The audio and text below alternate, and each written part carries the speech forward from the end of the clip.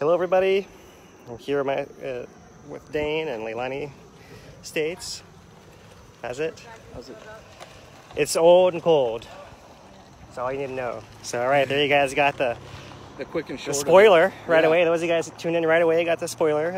We got someone just driving by over the road. We're here in Kupono Street with all the reports that have been surfacing today. About this little sinkhole that's in the middle of the street here in Kupono.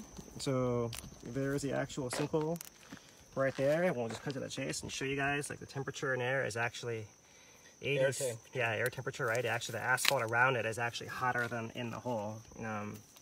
So we'll just kind of keep running through it.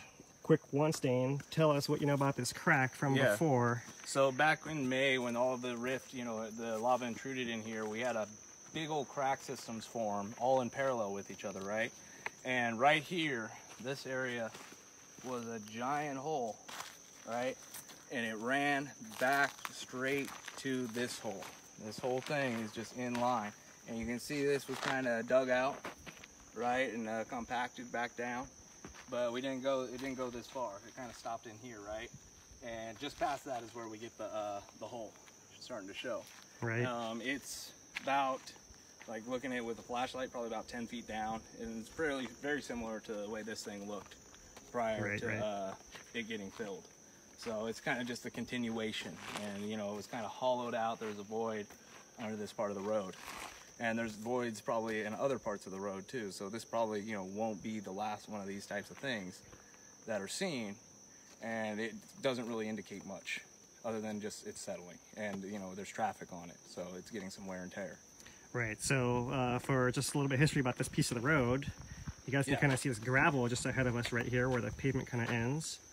And this is the area of Fisher 9 is right up there. You guys can see those cars parked. Let's see if I can manage to zoom in on this thing without screwing up the... There we go. So right in there is Fisher 9. Yep. Right, that's where the lava was actually all the way across this road, and it's been reopened, right? When did that happen, Dane? This one happened in November. This was the first road to really get repaired. It took about a week for earth carvers to be able to knock this one out. It had some, obviously it had lava. You can see the lava on the sides on the right. That continued over the road in that part. But further up, the road was still intact. However, it was heavily, heavily compromised by the cracks. I mean, we're talking cracks that are 5 feet across, and the terrain changes by about 5 feet as well. So there are huge undulations in here, and they had to push it all the way back into just where the road begins and the dirt transitions. It had to be brought all the way back here to get the anomalies out, get it compacted correct. Right. So in all the areas where the roads have been redone, like they've taken care to kind of fill all the cracks and kind of establish a good surface over the top of it. Right. And a lot of this thing, when it was done, it was just get a road open. Right. So now when we see this type of deterioration, these are just going to be projects that are going to continue into the future to get all the infrastructure back in place. So this, to me, won't be the last one of these little sinkholes that we find. Right. This is the original road, right? So yeah, this is the original road. When a crack opened up, it opened up underneath the road. You can see all the cracks over here. They continue down about 40 yards in this direction. Right. And then they continue, the cracks, fractures continue about 300 yards, 400 yards further up this road. Right. So the other thing we've been doing, we have the temperature of this one, but we've been pulling temperatures from across the flows. There's been also some reports about, temperatures changing drastically. We've monitored these temperatures before. So now we're gonna begin to kind of give a point of reference off of what everything is. It looks like... Well, guys, we got the Highways Division coming to check out the sinkhole. We're gonna see what's going on over here. Yeah. So, we'll talk with them for a minute. Yeah, they're on it. So, I see, Koa is reminding us that there's cracks all through Leilani, all the time, right? So, big time. There's cracks here all the time, There's huge cracks out there. There's, the stories out here, when you lived out here a while, it's like bulldozers falling into cracks and, having to be disassembled to be brought back out type of things. Huge holes just off the side of the roadway. That's from hundreds of years ago that are still there. You know, they pot mark this entire area. So this isn't unusual. You know, these cracks, these are just the new ones. Yeah, so I mean, in fact, you know, if I had to kind of, you know, say the most likely history is that this road was built over a crack that was here before, and maybe they packed it and filled it at that point, but that crack probably wiggled open during this eruption, and a lot of that stuff probably dropped away, and there's been a void under this road the entire time, and just finally, after however many months of traffic and settling, now it's finally popped open, you know, the actual surface of the asphalt. Exactly, and if you continue this crack down, it ends up coming up really close to an existing massive crack that's here at least 50 yards wide. What, 40 feet? No, 80 feet deep. Yeah, there's a huge feature that is kind of in line with fissure.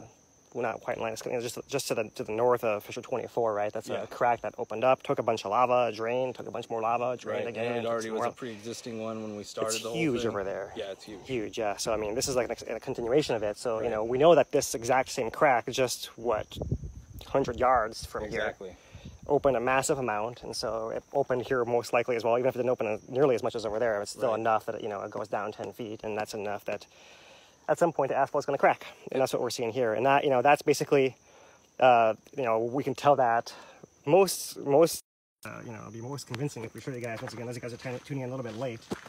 Show you guys here the temperature in this crack is too much glare. 85 degrees. Yeah, there we go. 85 degrees in there. All right, so and these wires are going right down the middle of that hole, right? So if that crack was hot and steaming, that would be different, but actually I can show you guys a thermal image here of what this looks like, So I got the thermal camera to show you guys. So here, let me just kind of position around. Yeah, maybe on a, oops, that's not where we're going to be. Okay, so, all right, so here is, I'm not sure if you can see with the glare. I'm taking my glasses off. It's kind of not the best setup here from the field. Well, so just so you guys know, we're going to do an update a little bit more later on with better conditions here. But I just want to show you. I don't know if I can tilt it like this.